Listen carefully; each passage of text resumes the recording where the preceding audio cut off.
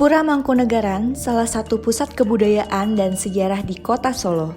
Pura ini didirikan pada tahun 1757 oleh Raden Mas Said atau yang lebih dikenal sebagai Mangkunegoro I setelah ditandatanganinya Perjanjian Salatiga. Berbeda dengan Keraton Kesunanan Surakarta, pemimpin di Pura Mangkunegaran bergelar Mangkunegoro dengan sebutan Kanjeng Gusti Pangeran Adipati Arya, yang secara hierarki berada satu tingkat di bawah raja. Bangsal Tosan yang berfungsi layaknya lobi utama. Di sini setiap keluarga tamu Mangkunegaran disambut oleh 4 patung singa yang merupakan hasil pertukaran dengan batik motif parang. Dahulu, tamu yang datang dari kereta kuda akan disambut di area sini. Pendopo Ageng, pendopo terbesar di Indonesia yang menjadi pusat kegiatan seni dan budaya. Setiap Rabu diadakan pertunjukan tari, sedangkan setiap Sabtu ada pertunjukan gamelan. Selain itu, gamelan juga dimainkan pada acara-acara sakral seperti Malam Satu Suro, Kenaikan Tahta atau Jumenengan, dan acara penting lainnya.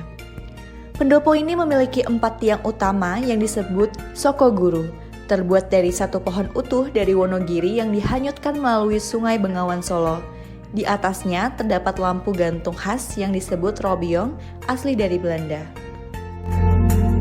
Bagian langit-langit pendopo dihiasi dengan lukisan kayu yang disebut kumudowati yang memiliki arti warna-warna tertentu, masing-masing dengan makna filosofis. Ungu mencegah pikiran buruk, pink mencegah perbuatan buruk, kuning mencegah rasa ngantuk, biru mencegah musibah, hitam mencegah rasa lapar, merah mencegah rasa takut, putih mencegah rasa birahi, hijau mencegah stres. Di atas lukisan ini terdapat hastagina, yaitu kombinasi warna yang mencerminkan kehidupan. Selain itu, terdapat gambaran, zodiak atau shio, serta arah mata angin sebagai pedoman. Dari pendopo, kita menuju ke Paringgitan yang berasal dari kata ringgit atau wayang. Dahulu, area ini menjadi tempat pertunjukan wayang kulit dan juga menjadi jalur masuk bagi keluarga kerajaan ke dalam pura. Bangunan ini memiliki 2 tiang utama yang dibuat oleh Mangkunegoro VII yang terinspirasi dari Masjid Agung Demak.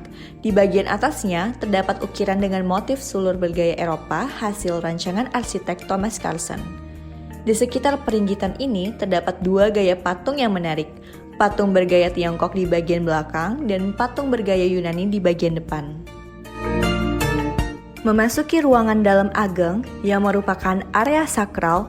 Di dalam ruangan ini terdapat beberapa lukisan bersejarah, antara lain lukisan Kanjeng Gusti Mangkunegoro IX di sebelah kiri, lukisan Gusti Putri Priska Marinah, Permaisuri Mangkunegoro IX di seberangnya, lukisan berwarna kuning adalah potret Mangkunegoro ke-7, di sampingnya terdapat Mangkunegoro ke-8, lukisan berkebaya merah adalah Gusti Kanjeng Ratu Timur, istri Mangkunegoro VII yang masih keturunan Keraton Yogyakarta. Selain itu, terdapat lukisan Kanjeng Gusti Pangeran Adipati Arya Mangkunegoro ke-10 yang saat ini menjabat sebagai Komisaris PT Kereta Api Indonesia. Dalam sistem pariwisan di Pura Mangkunegaran, tahta hanya diwariskan kepada anak laki-laki pertama. Namun dalam kasus Mangkunegoro ke-9, tahta justru diwariskan kepada putranya dari pernikahan kedua, yaitu Gusti Sura. Keputren dan kesatrian, ruang kehidupan keluarga kerajaan. Di samping Paringgitan, terdapat 2 area penting dalam kompleks pura ini. Keputren atau Balewarni yang merupakan tempat tinggal para putri, kesatrian atau Balepeni yang digunakan untuk para kesatria atau pangeran. Di area Keputren terdapat Taman Balewarni yang dulunya menjadi tempat bermain para putri kerajaan. Pura Mangkunegaran memiliki pengaruh arsitektur Eropa dan Belanda. Salah satunya terlihat dari kaca patri yang menghiasi beberapa bagian bangunan. Kaca patri ini didatangkan langsung dari Belanda, menambah keindahan dan kemegahan bangunan ini.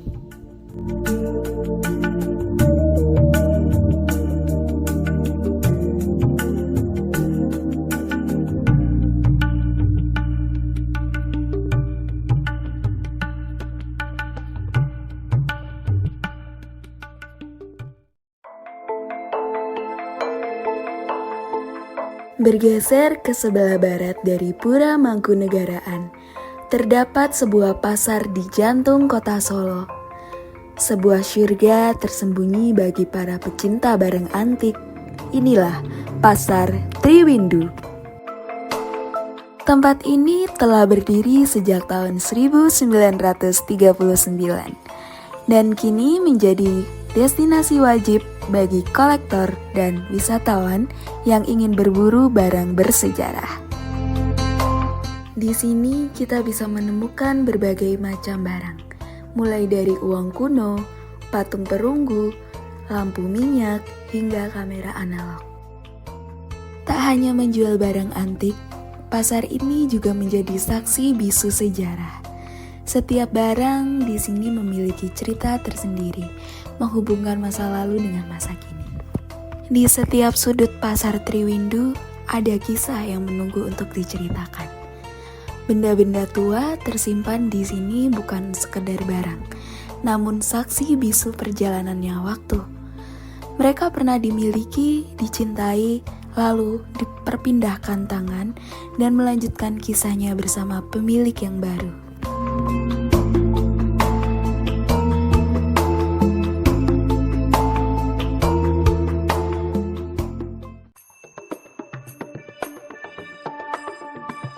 Tak jauh dari sini, ada tempat di mana seni membatik telah diwariskan dari generasi ke generasi.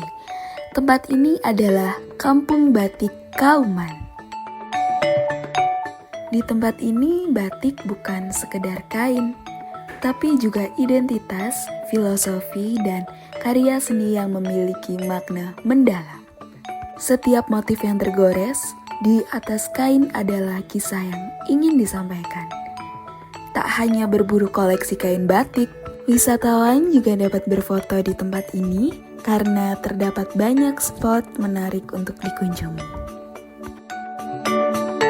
Sejarah dan seni sangatlah melekat bagi kota Solo. Sejarah bukan sekedar masa lalu, tapi bagaimana dari kehidupan yang masih bernafas dalam setiap sudut kota.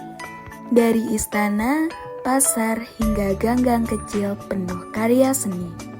Semuanya adalah bagian dari kisah yang menunggu untuk kita temukan. The Heritage of Solo, sejarah dan seni dalam setiap sudut kota.